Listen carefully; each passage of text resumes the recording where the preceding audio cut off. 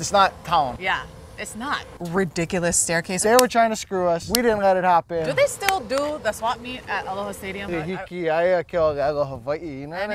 Salt Lake, Moanalua. We're kind of going to talk about the places that someone would live if they wanted to be close to Fort Shafter, Pearl Harbor Hickam, Tripler, the airport. Our clients that come in, they're going to be working at Kaiser. Mililani is central Oahu, but as far as where all the population is and the run of traffic, South Central is not a thing, but South Central Oahu. I'm really going to tell a story and spill some tea. We felt like there was a situation where they were trying to screw us over. Oh, yeah. And that happened in this AOR. Leave me a comment if you know what AOR is. There are a lot of things buyers should look out for in this shifting financial times, shifting insurance times. There's some effery going on.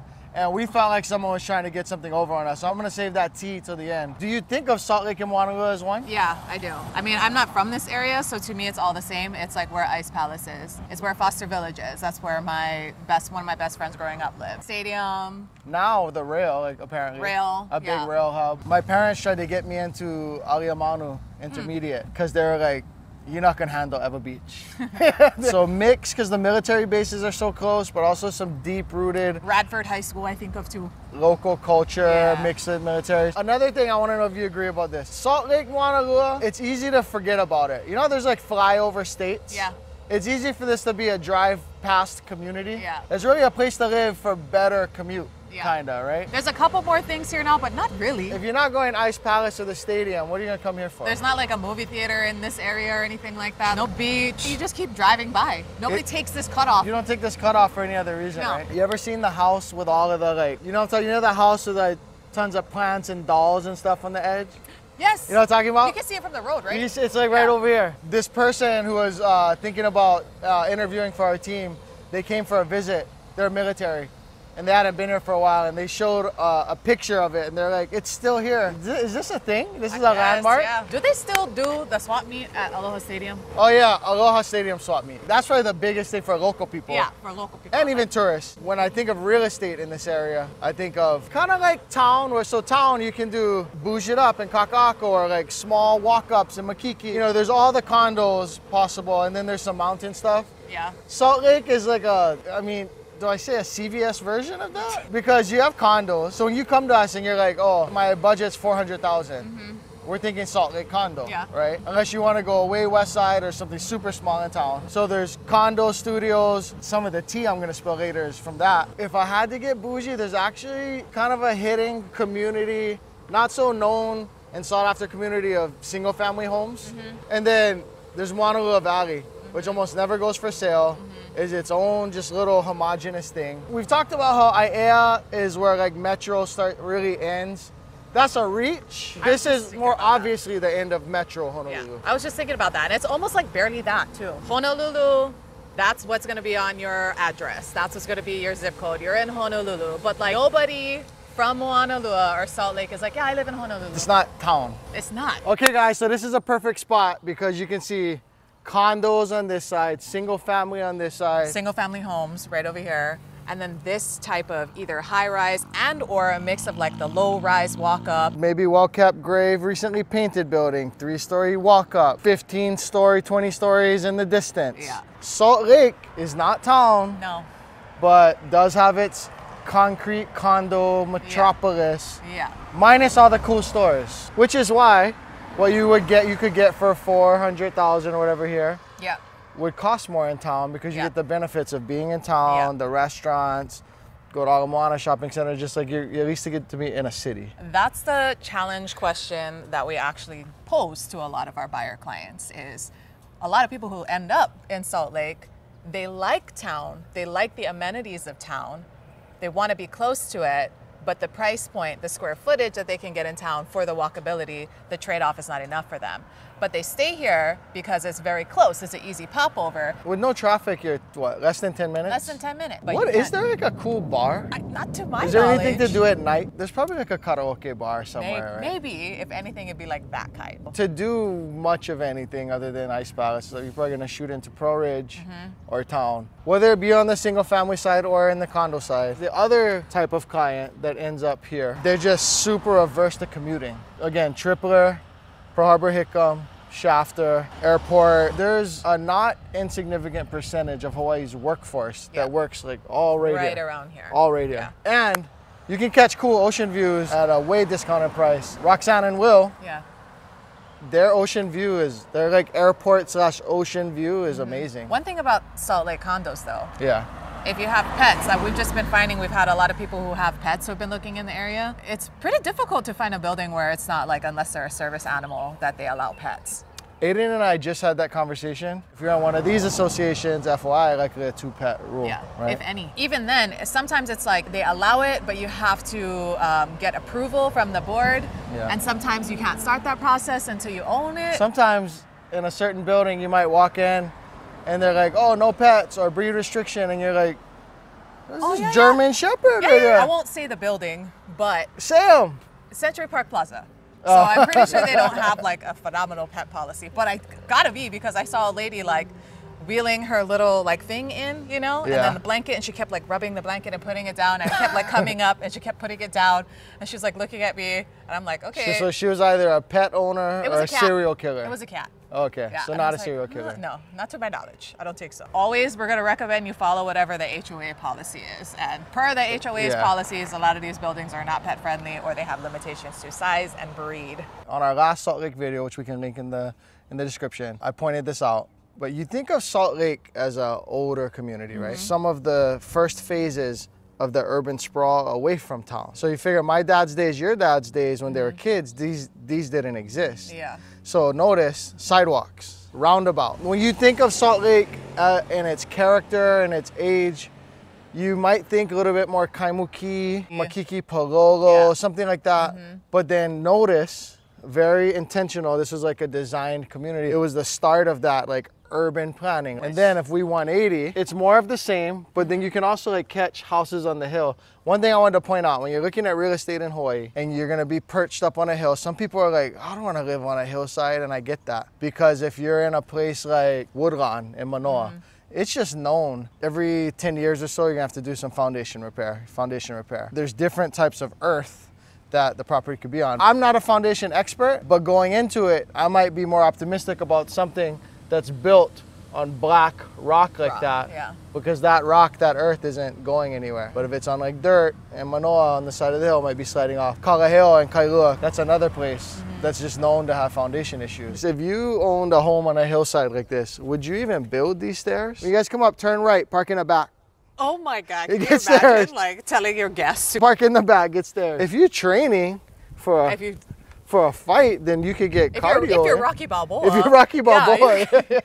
Depending which pocket you go, it's kind of... I was saying it's giving me whiplash driving around up here, because it's just so different, just street to street. On the hill, it's like Karihi Valley, Waipahu over here. Yeah. And then it's... almost Pearl City. And almost like nods to like something you might find in Kailua, Ke'olu Hills. There was even a couple of those. Salt Lake, very pockety, very confusing. It's confusing. If I showed you a certain home with a certain view and a certain yard and certain neighbors, let's just keep it real. Put blinders on, you might say, oh, that's a $2 million nice house. Like, oh, where's that? Derek and Mahe, tell me more. Might want to offer on that. Just right around the hill, a few streets over, and you might be like, they probably get good fireworks. They probably get extra supplies I could borrow. Yeah, it's interesting. There's just a lot. And then look at this. Pretty sure they have another entrant. Yeah, gotta be. But then this gives kind of like tentless. Like you go up tentless, there's these kind of things. Ridiculous staircase, some kind of weird rickety stairwell. You're hating. These owners might watch this. No, you're hating what's wrong with rickety? I didn't say dilapidated, I said rickety.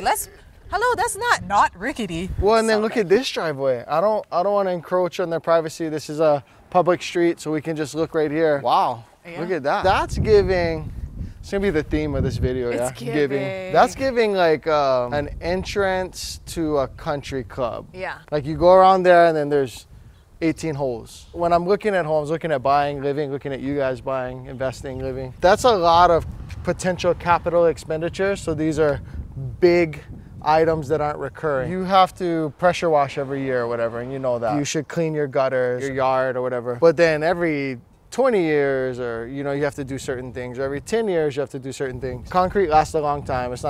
That's a decades thing. When that driveway starts to go, it's just something to be considered. I hope they have a big like pad to turn around on at the top.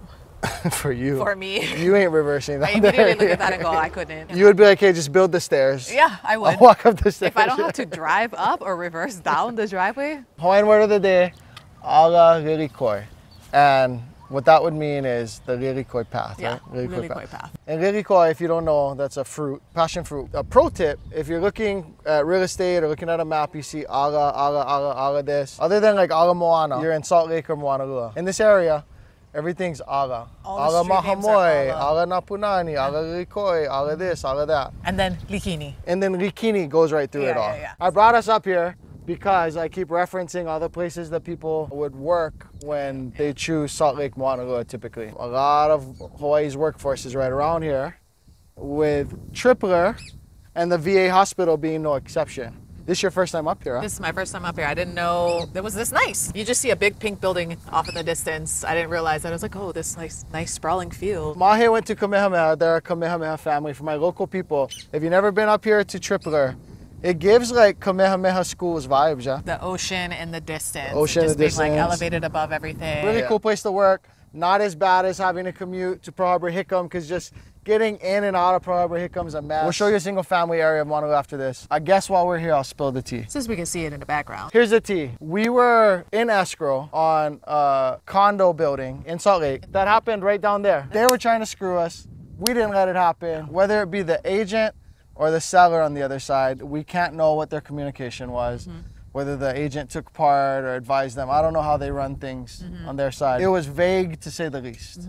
When it came to, are there any assessments coming up? It was like, talk to the building, I don't know. It wasn't even a, not to my knowledge, here's a number. It was just like, please call this number. They were obviously trying to do the minimum to hope we didn't look into it, but also not get sued. Because we do so much volume, someone else called in and they're like, hey, I'm thinking of selling my place because in this building, there's this big assessment coming up, like $57,000 assessment on a $300,000 condo. So I'm talking to them, advising them, we're running numbers. What if you do this? What if you do this? What's your savings rate if you move in with your parents and save up again? Divide that by the 57,000. All of this stuff. I send it to Aiden to say, hey, vet this out a little bit for me. Let's talk about it. We'll get back to this seller. Aiden's like, this is the one. Same building. This is the one with the vague disclosure statement that we're currently looking into. And that's a good thing about the collaboration on our team, because here Aiden and I are on the side like, that feels red flaggy. We got to look into this. We got to figure out why this feels off. We work together really well, and then Derek gets a call on something else, shoots it to Aiden, boom, here we are, full circle. There's only 30-something units in this building. Something 40, I don't know, small building. And we're in escrow on one, someone calls us, and what are the chances? Because it's because of these videos, it's because you guys who watch it, leave your comments, like, gas us up, all that stuff, that we get the reach, or we get the reach outs. I don't appreciate the other side being vague at best, trying to get one over on us. They knew, like, minutes from the meetings were issued. They knew this big assessment was coming. It may not have been in effect yet, but it was in heavy discussion for a long time already. When it was getting voted on, like in 2 weeks. Right, like within the time that we were in escrow, like we locked into escrow right before they were going to vote on that. We could have closed escrow, and it kind of not has been as obvious and upfront of a thing until thereafter. And then you have to decide, well, $57,000 mistake versus $100,000 lawsuit, what do? Then you just eat it in your bad position. One of my blessings and my curses, I'm a how are you trying to screw me kind of guy. I can be a pessimist, but when you're doing a business deal, that can be advantageous to have someone like that on your side. That permeates, into the team a bit in a good way. We've actually come across multiple buildings, whether town, uniquely in Salt Lake though recently, there's assessments flying around. You gotta figure these Hawaii buildings, built 60s, 70s, whether they need to retrofit fire sprinklers because of new code, or update the plumbing. Update plumbing. For the whole building. There's one in town I'm aware of. They had to trench the main sewer line through just a ton of concrete. 7-figure assessment divided amongst the people. Also a small building. When buying condos in town, be thorough. No, we aren't attorneys who are offering a document review service. There are those people, and we can make that introduction. But if we see red flags, we're gonna help you to vet it out. All right, guys, we just wanna make sure we get some Moanalua single family homes in here. Mahe is doing actual real estate business. There's that clip where she's like, Derek, I only shoot YouTube every day. Well, here's an example. She's in the truck selling homes, helping clients. Objectively, this doesn't look too much different than Salt Lake proper, right? Like, there are parts of Moanalua though.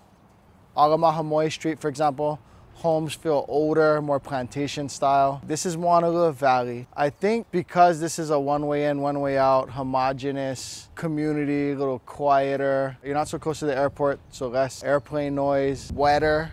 Anytime you're in Hawaii, you go further into these valleys.